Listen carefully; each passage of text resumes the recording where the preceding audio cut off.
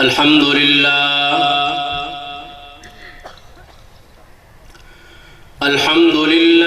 नहमदुहु व नस्तईनुहु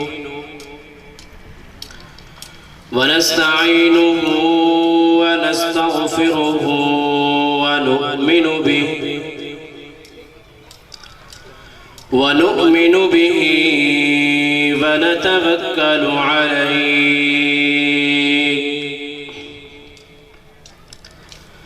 व नऊज़ु बिल्लाहि मिन शुरूरि अनफुसिना व मिन सय्यिआति अअमालिना मन यहदिहिल्लाहु फला मुज़िल्ल लहु व मन युज़लिल्हु फला हादिय लहु व नशहदु अन ला इलाहा इल्लल्लाहु वहदहु ला शरीक लहु व ला नज़ीर लहु व ला मुशीर लहु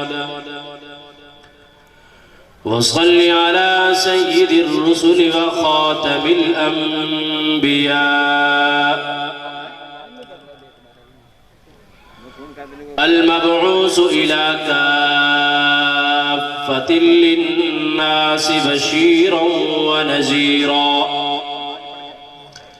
व दाइयन इलल्लाहि बिइज़्निहि व सिराजन मुनीरा क़ाल अल्लाहु तबारक व तआला फ़ी कलामिहिल मजीद व फ़ुरक़ानिहिल हमीद इन्नद्दीन इन्दल्लाहिल इस्लाम सदक़ल्लाहु व सदक़ रसूलुहुन नबियुल करीमुल अमीन।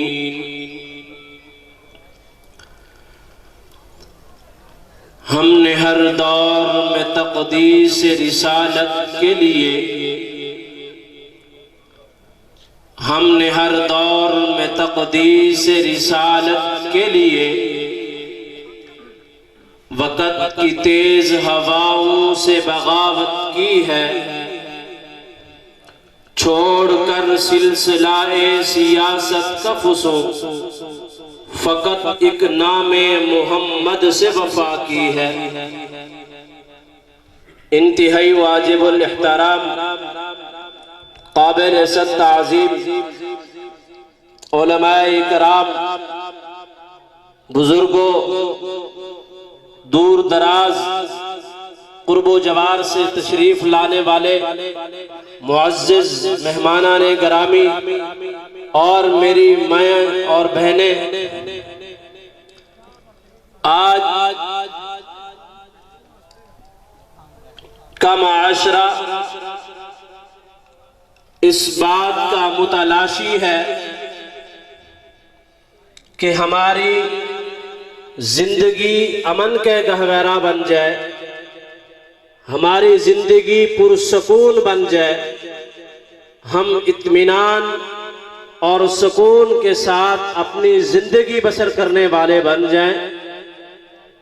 चुनाचे दुनिया के अंदर मुख्तलिफ मकामात पर, मुख्तलिफ शहरों में, मुख्तलिफ बस्तियों के अंदर अमन की कमेटियां बनाई जाती हैं और अमन के हवाले से जो सबसे ज्यादा खिदमत सर अंजाम दे उसको इनामात से भी नवाजा जाता है। चुनाचे आज का हर मुसलमान अमन का मुतलाशी है कि मेरी बस्ती के अंदर, मेरे कूचा के अंदर, मेरे गांव के अंदर, मेरे शहर के अंदर किसी तरह अमन बपा हो जाए और मैं अमन और सलामती इख्तियार करके अपनी जिंदगी और सुकून वाली गुजार सकूं। तो आइए ये अमन और सलामती, अमन और सुकून हमें मुयस्सर कैसे होगा, हमें कैसे मुयस्सर होगा, हम अमन और सलामती के साथ अपनी जिंदगी किस तरह बसर कर सकते हैं। एक बात तो ये थी कि हम किसी तारीख दान से ये बात पूछते, हम सबको पसे पुस्त डालकर अल्लाह के कुरान से पूछते हैं कि हमारा माशरा, हमारी सोसाइटी, हमारा मुल्क, हमारी बस्ती, हमारा शहर किस तरह अमन का गहवारा बन सकता है। तो अल्लाह का कुरान हमें पुकार कर जवाब देता है, वमन यक़्तुल मुअमिना मुतअम्मिदन फजज़ाउहु जहन्नम। अगर तुम अमन के मुतलाशी हो, अमन चाहते हो अपने इलाके के अंदर, अपनी बस्ती के अंदर, अपने मोहल्ले के अंदर और अपने शहर के अंदर, अगर तुम अमन चाहते हो, सबसे बड़ा फार्मूला जो अल्लाह का कुरान हमें पेश कर रहा है, अल्लाह का कुरान हमें दे रहा है, वो बता रहा है कि तो अगर तुम अमन चाहते हो तो सबसे बड़ा फार्मूला तुम्हें जो दे रहा हूं वो तुम्हारी जान महफूज हो, इंसानी जान का तहफ्फुज हो। अगर तुम अमन चाहते हो, तुम्हारी जान महफूज हो, तुमसे दूसरे लोगों की जान भी महफूज हो, तो तुम अमन और सलामती के साथ अपनी जिंदगी बसर कर सकते हो।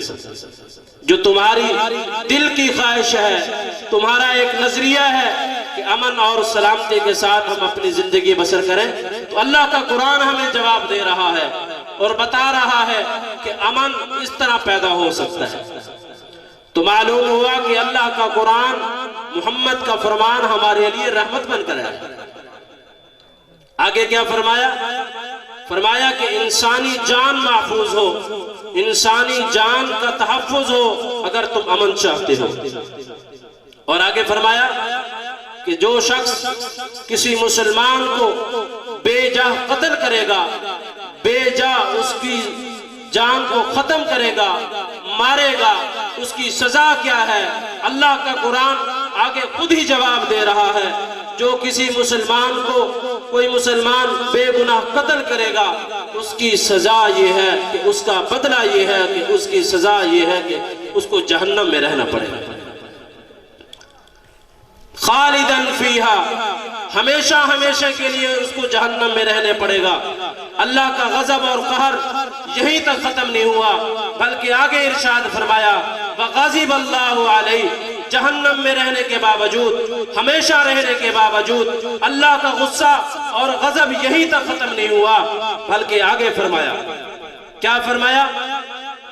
वग़ज़िब अल्लाहु अलैहि, जहन्नम में भी रहेगा, हमेशा के लिए भी रहेगा। जहन्नम में रहने के बावजूद अल्लाह का इस पर गजब भी होगा, अल्लाह की इस पर लानतें भी होगी।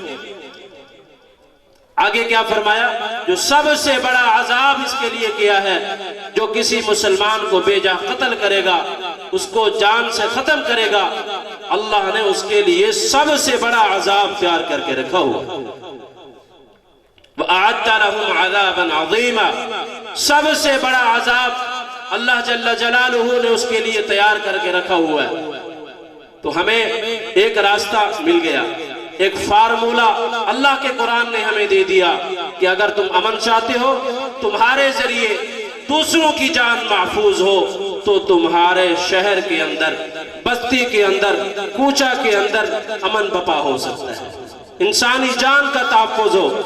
जो कोई इंसान दूसरे मुसलमान को बेजा कत्ल न करे, अगर कत्ल करेगा तो अल्लाह का कुरान ने उसके लिए सजा भी बयान फरमा दी।